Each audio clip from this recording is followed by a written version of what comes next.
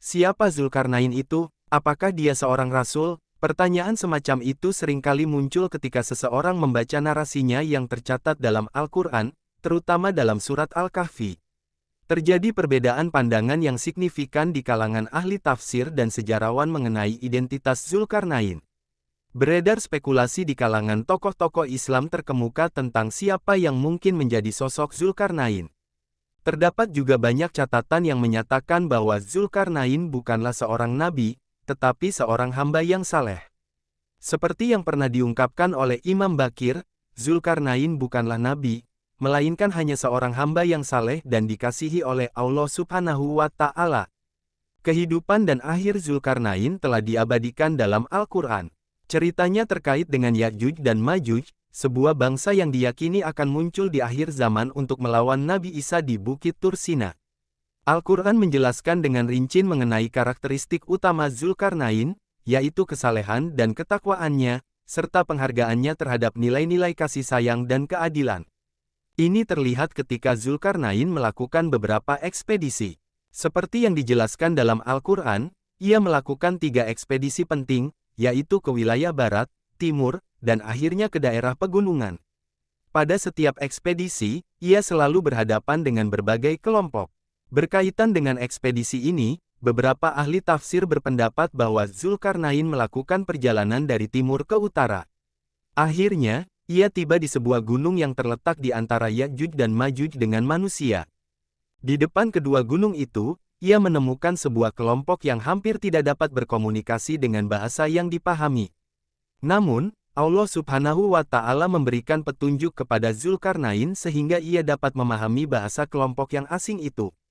Kemudian, masyarakat tersebut merasa tidak puas dan mengadukan kepada Zulkarnain mengenai kejahatan Ya'juj dan Ma'juj.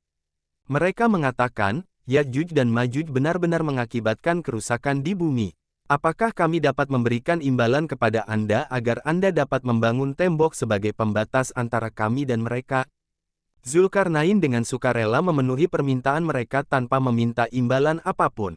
Ia membangun benteng dari besi dan tembaga agar Ya'juj dan Ma'juj tidak dapat menembus permukiman masyarakat tersebut. Seperti yang ia katakan, mereka tidak dapat melewatinya dan tidak dapat menembuskannya.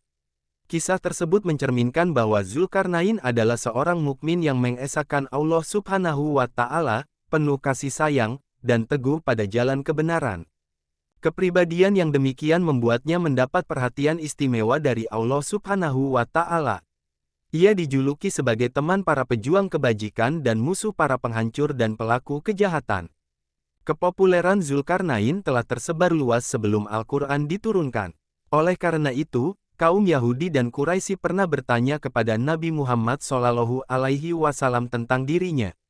Allah Subhanahu wa Ta'ala berfirman, mereka bertanya kepadamu tentang Zulkarnain. Quran, Surah Al-Kahfi, 18:83.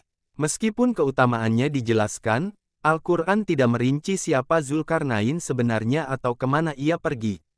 Menurut Dr. Yusuf Qardawi, kisah Zulkarnain menggambarkan seorang raja yang saleh yang diberikan kekuasaan di seluruh dunia, termasuk di wilayah timur dan barat, oleh Allah Subhanahu wa Ta'ala. Semua orang dan pemimpin negara patuh pada kekuasaannya. Meskipun begitu, Zulkarnain tetap teguh dalam keimanan dan taat kepada Allah Subhanahu wa Ta'ala. Hal ini terlihat ketika dia membangun tembok untuk melindungi kaum yang lemah dan takut akan bangsa Ya'juj dan Ma'juj. Zulkarnain berkata, tembok ini adalah anugerah dari Tuhanku. Ketika janji Tuhanku tiba, dia akan meratakan tembok ini dengan bumi. Dan janji Tuhanku adalah pasti. Quran Surah Al-Kahfi, ayat 98. Menurut Yusuf Qardawi, ada alasan khusus mengapa Allah Subhanahu wa Ta'ala mengisahkan kisah Zulkarnain dalam Al-Quran. Salah satunya adalah untuk memberikan contoh dan pelajaran kepada semua manusia di dunia, agar mereka tidak sombong dan meremehkan kekuasaan yang besar di tangannya. Lebih dari itu, ketika memiliki kekuasaan yang besar, seseorang harus tetap menghormati dan mengakui keberadaan Allah Subhanahu wa Ta'ala. Kisah Zulkarnain diabadikan dalam Al-Quran sebagai contoh yang bisa dipetik pelajaran oleh orang-orang yang berakal. Hal ini ditegaskan dalam firman Allah Subhanahu wa Ta'ala, sesungguhnya kisah-kisah mereka itu terdapat pelajaran bagi orang-orang yang berakal. Quran Surah Yusuf, ayat 111.